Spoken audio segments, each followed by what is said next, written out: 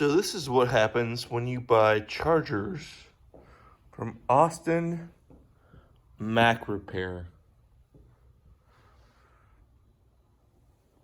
They send you cheap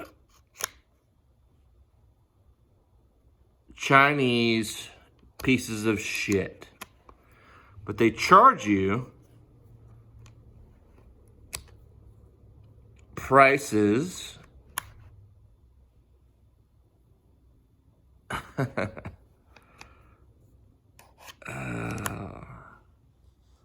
come on, Jim.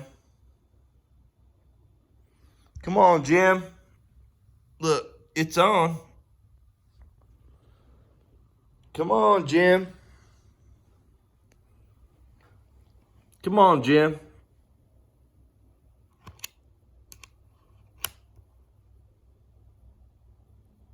Fantastic.